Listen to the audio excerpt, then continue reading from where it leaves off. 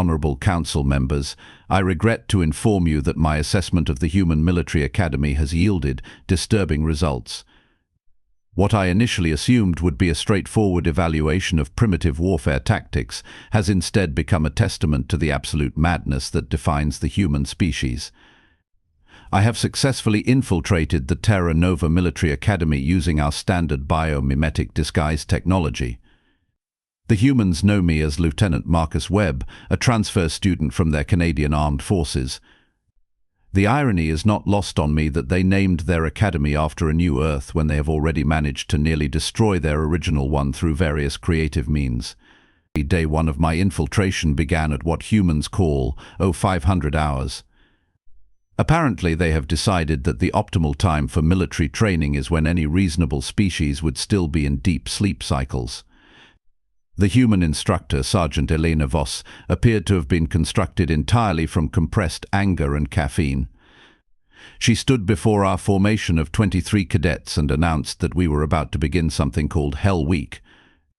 I must pause here to note that humans have a peculiar habit of naming their training exercises after locations from their religious mythology. They seem to find great pleasure in referencing eternal torment when describing routine activities. This should have been my first warning.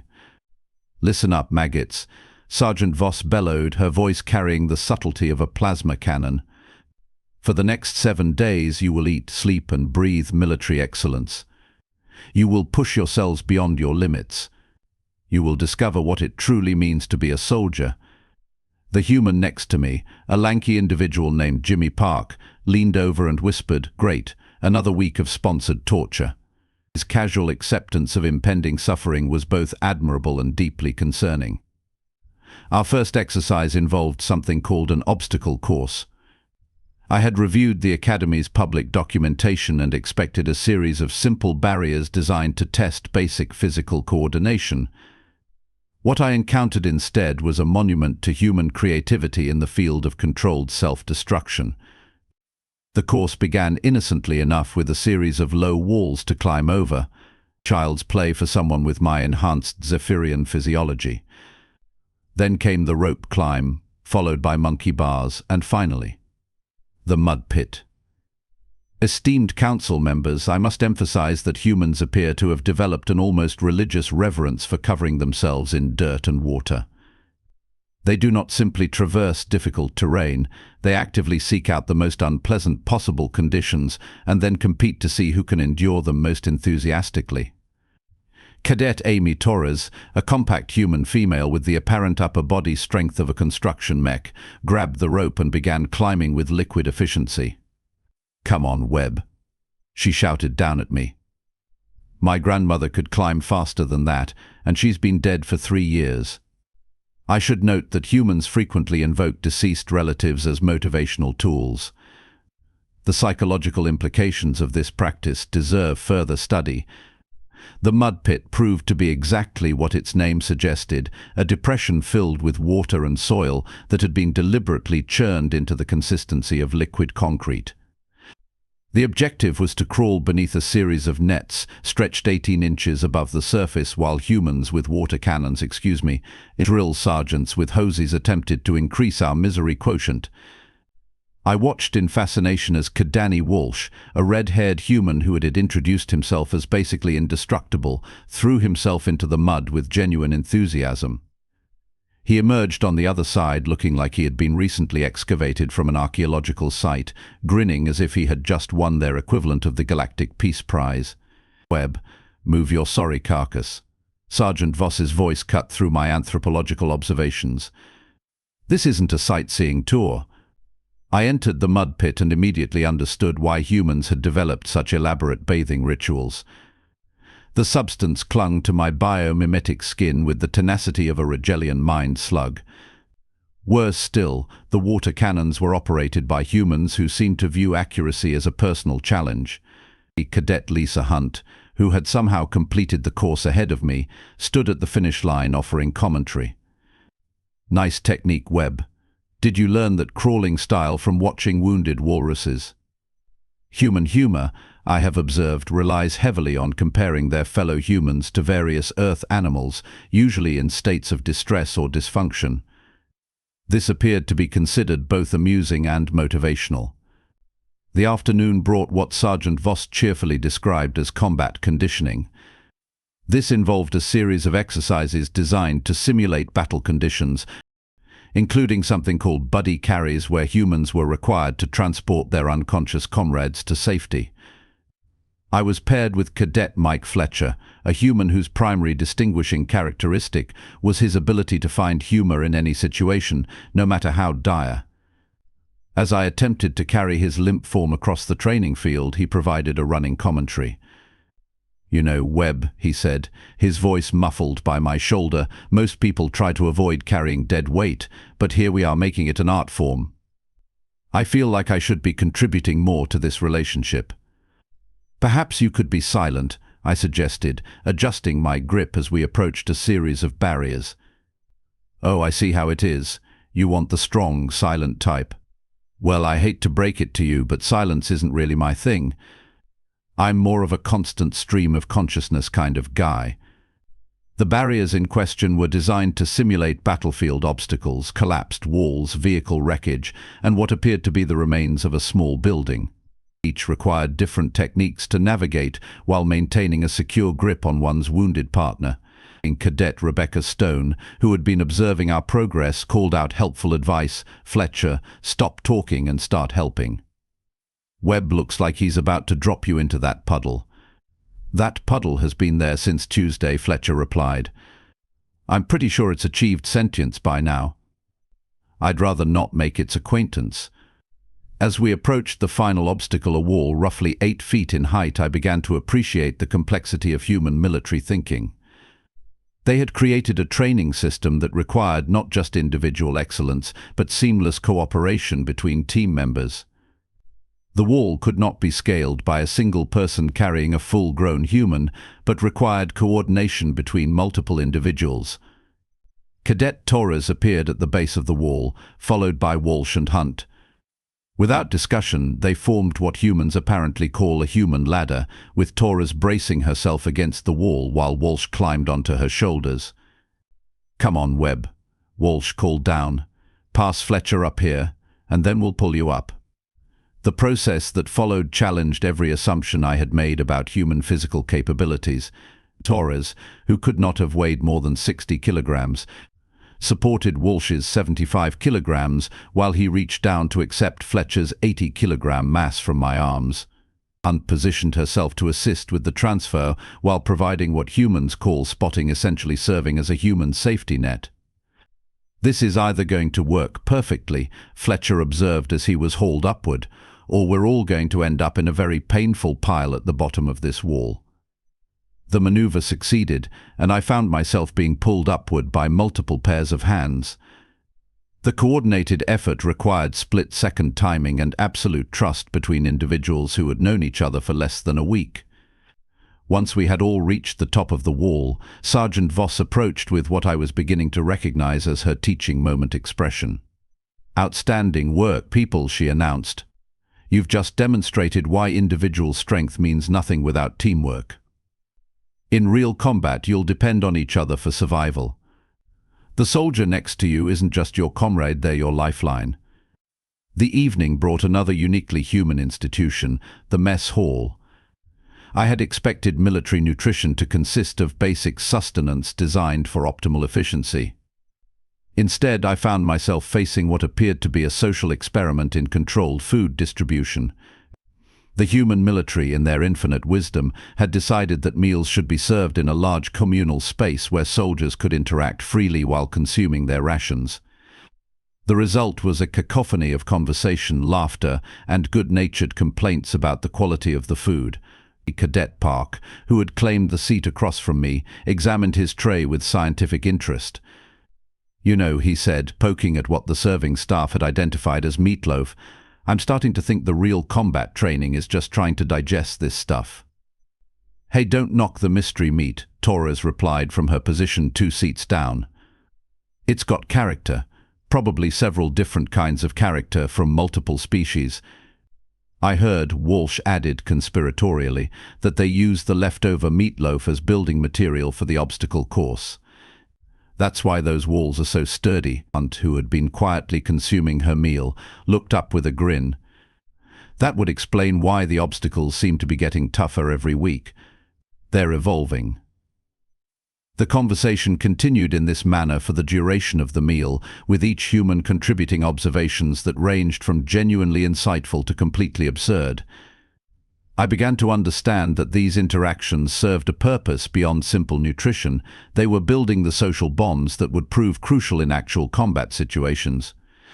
Following dinner, we were assigned to barracks duty, which involved the maintenance and organization of our living quarters. I had expected this to be a simple matter of individual hygiene and personal organization. Instead, I discovered that humans had transformed basic housekeeping into another opportunity for teamwork and mutual support. The barracks consisted of a long room filled with 24 beds, each accompanied by a personal locker and storage area. The space was designed to provide minimal privacy while maximizing social interaction. Each cadet was responsible not only for their own area but for contributing to the overall cleanliness and organization of the entire space. Fletcher, who had been assigned the bed next to mine, was attempting to fold his blankets according to military specifications. The process required each blanket to be creased and tucked with mathematical precision, creating what Sergeant Voss had described as hospital corners. "You know, Webb," he said, struggling with a particularly stubborn corner, "I'm starting to think the military has a serious obsession with geometry. Everything has to be perfectly square, perfectly aligned, perfectly measured. It's like they're trying to impose order on the fundamental randomness of the universe." Perhaps, I suggested, the precision serves a practical purpose. In combat situations, attention to detail could mean the difference between life and death. Or, Torres interjected from across the aisle, they just like watching us struggle with impossible tasks. "It builds character, right? That's what they always say when they make us do something completely ridiculous." Stone, who was sitting on her perfectly made bed, looked up from the letter she was writing. "My dad always said that military training is 10% skill building and 90% psychological conditioning. They're not just teaching us to fight, they're teaching us to think like soldiers. And soldiers think in right angles." Fletcher asked, finally achieving success with his blanket corners. "Soldiers think in terms of precision, discipline, and mutual dependence," Stone replied. "The right angles are just a symptom." As the evening progressed, I observed the cadets engaging in various personal activities, letter writing, equipment maintenance, and quiet conversation. The atmosphere was relaxed but purposeful, with each individual contributing to the collective well-being of the group. Aunt, who had been quietly reading a technical manual, looked up suddenly. "Hey Webb, you've been pretty quiet tonight. Everything okay?" I realized that my observational approach had been noticed by the humans, who were apparently more perceptive than I had initially assumed. "I am simply processing the day's experiences," I replied carefully. "First day of Hell Week can be a bit overwhelming," Walsh agreed. "Tomorrow's going to be even more intense. We've got weapons training, tactical exercises, and something called leadership challenges that I'm pretty sure translates to creative torture. The key," Torres added, "is to remember that everyone else is suffering just as much as you are. Shared misery creates strong bonds." Park, who had been listening from his bed, sat up with interest. "That's actually a fascinating psychological principle. Humans who endure difficult experiences together develop stronger social connections than those who only share positive experiences." Plus, Fletcher added with a grin, "It's a lot more fun to complain about horrible experiences than to brag about easy ones." As the lights dimmed and the barracks settled into quiet, I found myself reflecting on the day's observations. The Human Military Academy was not simply a training facility for combat skills, it was a comprehensive system for transforming individual humans into a cohesive fighting force. The physical challenges were designed to push each cadet beyond their perceived limitations while simultaneously requiring them to depend on their teammates for success. The social structure of the barracks fostered communication and mutual support. Even the seemingly arbitrary rules about blanket folding served to instill discipline and attention to detail. Most concerning of all, the humans seemed to genuinely enjoy the process. They approached each impossible challenge with a combination of determination and humor that suggested they viewed difficulty as an opportunity rather than an obstacle. Tomorrow would bring new challenges, and I would continue my observations. However, I must confess to the Council that my initial assessment of human military capabilities may have been insufficient.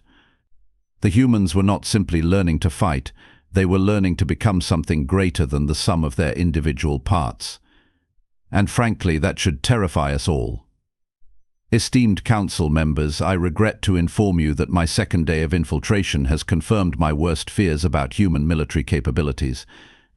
What I witnessed during the remainder of Hell Week has fundamentally altered my understanding of this species and their potential threat level to our galactic civilization. Day 2 commenced with what Sergeant Voss enthusiastically called live-fire exercises. The term alone should have sent me fleeing back to my extraction point, but my dedication to intelligence gathering compelled me to continue the mission. I now question the wisdom of that decision. The humans had constructed an elaborate training facility that simulated urban combat conditions. Buildings, vehicles, and obstacles were arranged to create what they called a kill house. Another example of their disturbing habit of naming training facilities after concepts involving death. "All right, people," Sergeant Voss announced as we assembled in the pre-dawn darkness. "Today you're going to learn why we call it combat and not aggressive negotiation. You'll be working in teams of 4, clearing rooms and neutralizing targets using live ammunition. I must emphasize to the Council that these humans were training with actual projectile weapons capable of inflicting fatal damage. The casual manner in which they handled instruments of destruction was both impressive and deeply unsettling. My team consisted of myself, Torres, Fletcher, and a new cadet named Kevin Marsh, who had arrived the previous evening. Marsh possessed the unsettling combination of nervous energy and complete fearlessness that seemed to characterize many human soldiers. "So, Webb," Marsh said as we checked our equipment, "Torres tells me you're some kind of tactical genius. Got any brilliant strategies for not getting shot today?" "The primary strategy," I replied, "should be careful planning and precise execution." Fletcher, who was examining his weapon with professional interest, looked up with a grin. "See, that's your first mistake, Webb. You're thinking like a rational being. Human combat is at least 50% controlled insanity. 60%, Torres corrected. The other 40% is pure stubbornness. Our first scenario involved clearing a 3-story building that allegedly contained hostile forces. The targets were automated systems that would emerge from concealment and fire harmless laser beams at us. Being killed by a training target would result in elimination from the exercise and additional physical conditioning. As we approached the building, I observed the humans transitioning from their casual demeanor to something resembling predatory focus.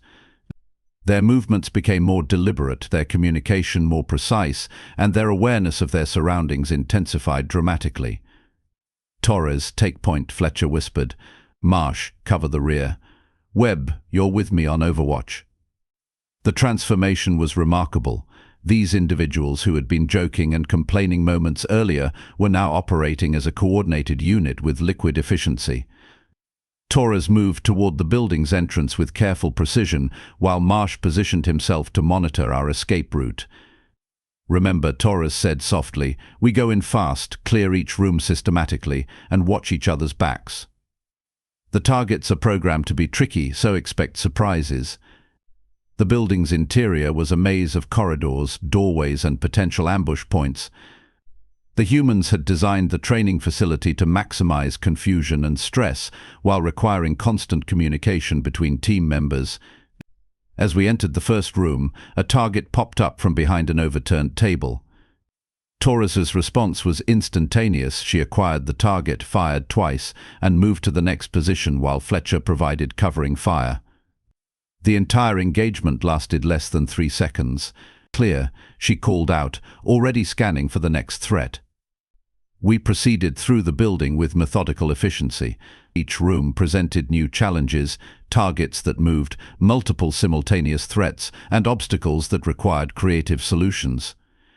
The humans adapted to each situation with remarkable speed, adjusting their tactics based on immediate feedback. In the building's final room, we encountered what Sergeant Voss had described as a surprise scenario. Instead of the expected automated targets, we found 3 human instructors armed with training weapons and wearing protective gear. "Congratulations, cadets," announced Staff Sergeant Maria Santos, emerging from behind a barricade. "You've just encountered live opponents. Your mission parameters have changed." The instructors began moving with professional competence, forcing us to adapt our tactics in real time. Unlike the predictable automated targets, these humans employed deception, misdirection, and complex maneuvers that required us to think several steps ahead. Fletcher, who had been positioned near the room's entrance, found himself facing Staff Sergeant David Kim in what appeared to be a tactical chess match.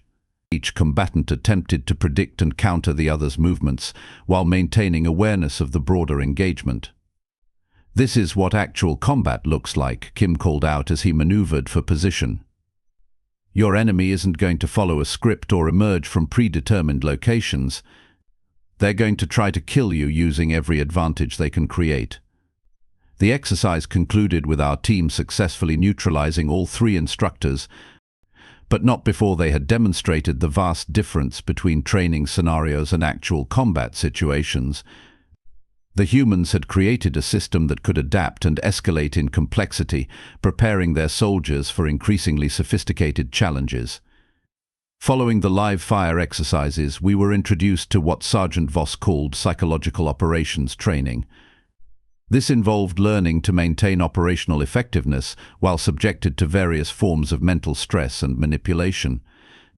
"Combat isn't just about physical capabilities," she explained as we assembled in a windowless room filled with various uncomfortable-looking apparatus. "Your enemy will try to break your will, compromise your judgment, and turn you against your own team. Today you're going to learn how to resist those attempts." The training began with simple sensory deprivation. Each cadet was placed in a soundproof booth and required to maintain mental focus while isolated from external stimuli. The experience was designed to simulate the psychological pressure of extended combat operations.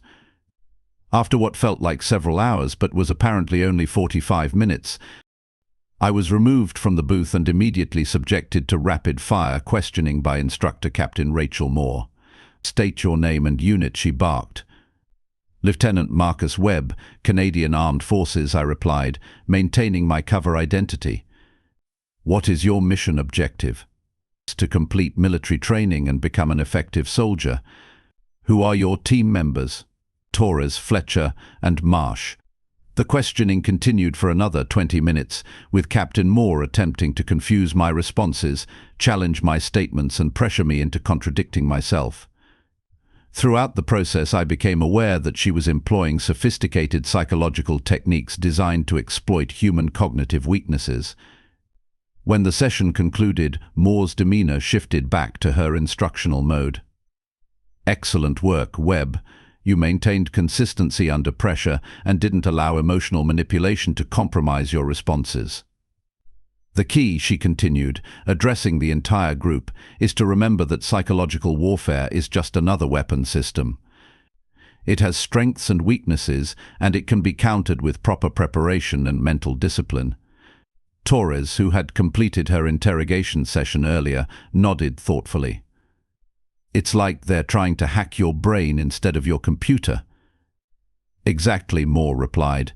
"And just like computer security, the best defense is awareness, preparation, and constant vigilance." The afternoon brought what I initially assumed would be a respite from the intensive training, a lecture on military history and strategy. Instead, I found myself witnessing a comprehensive analysis of human warfare that revealed the true scope of their military thinking.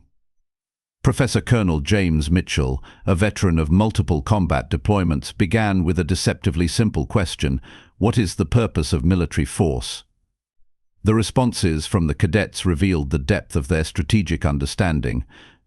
Rather than simple answers about defeating enemies or protecting territory, they offered complex analyses of military force as a tool for achieving political objectives, deterring aggression, and maintaining stability.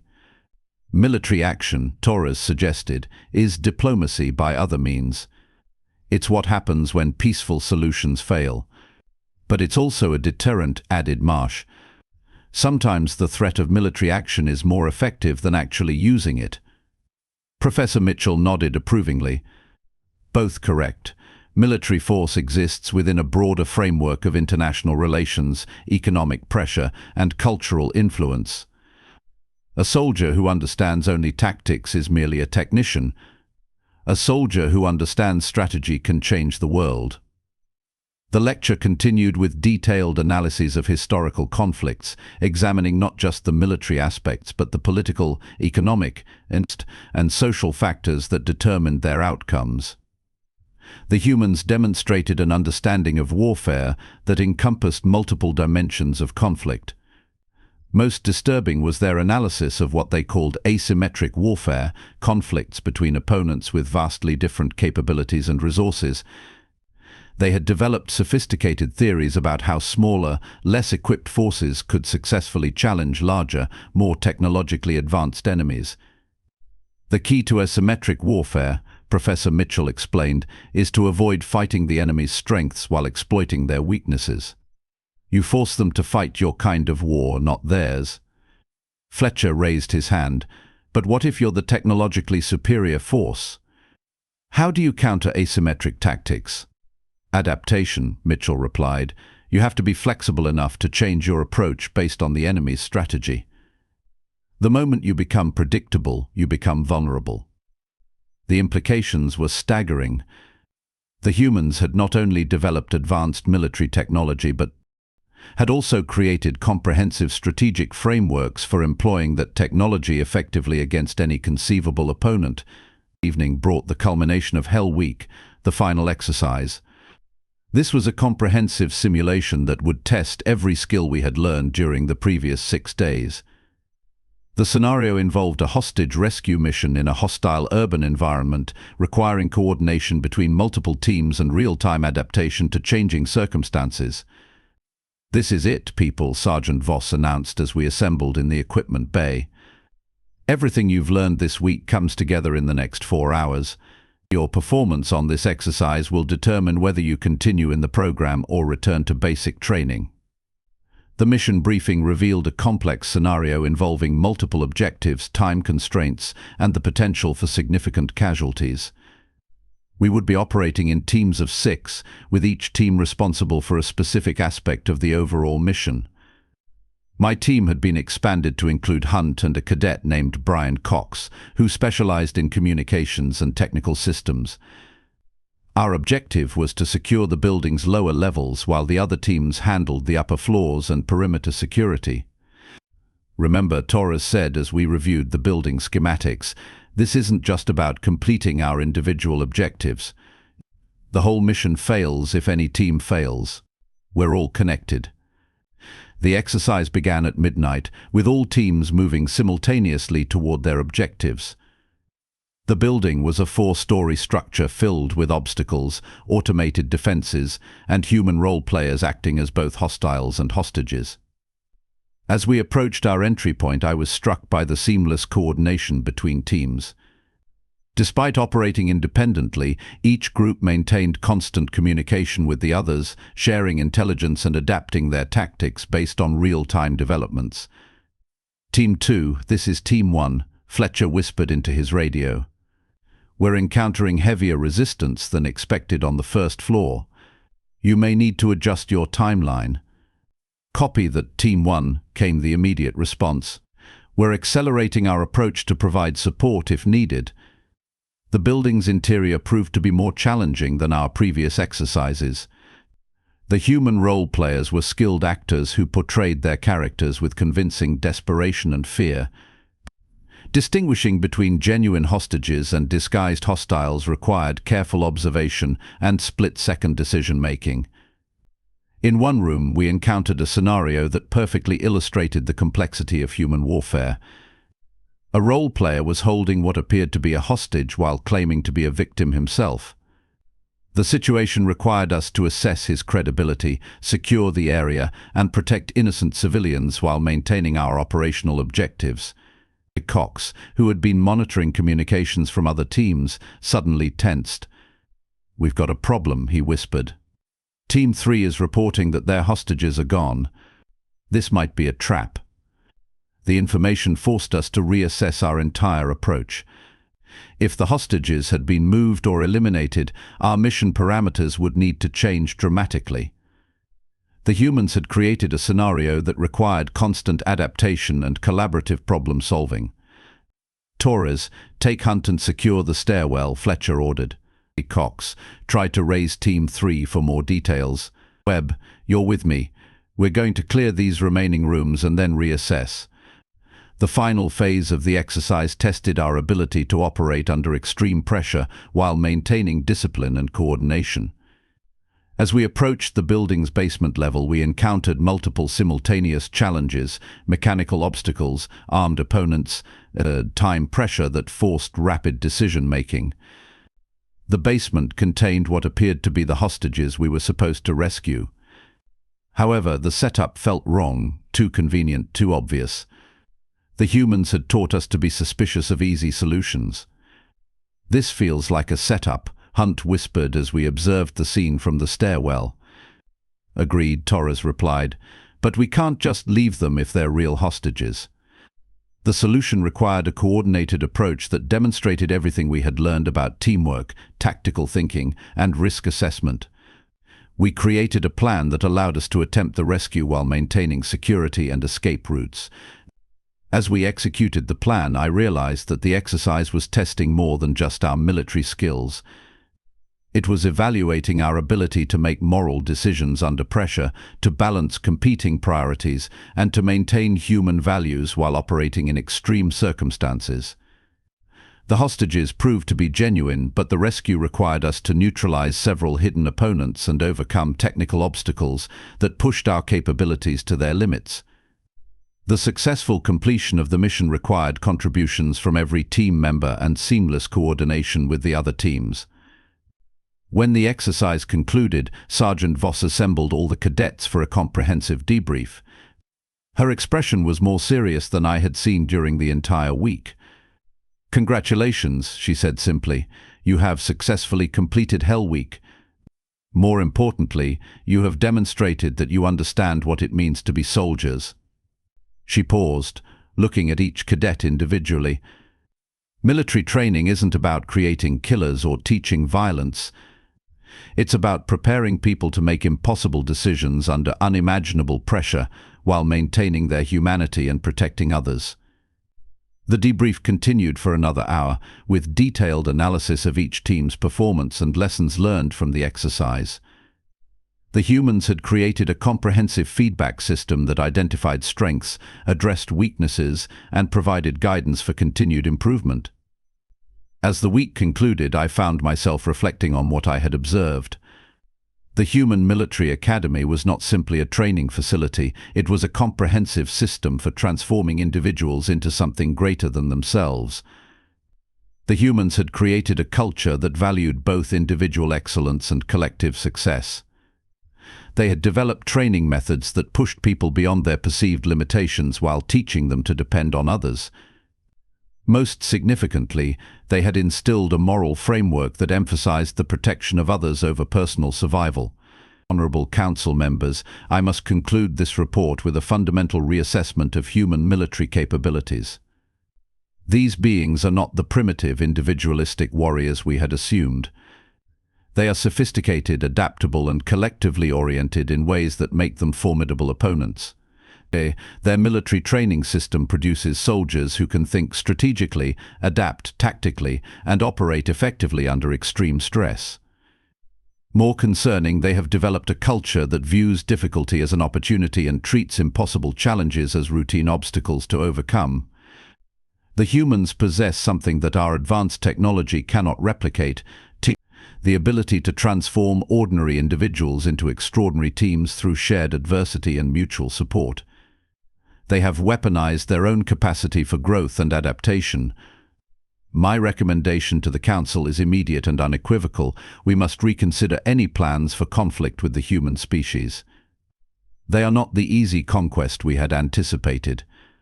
They are a civilization that has turned the very concept of military training into a system for creating better people. The humans are not just learning to fight. They are learning to become unstoppable. I respectfully submit this report and await your guidance on how to proceed with this concerning intelligence. Commander Vorth-9, Stellar Reconnaissance Fleet,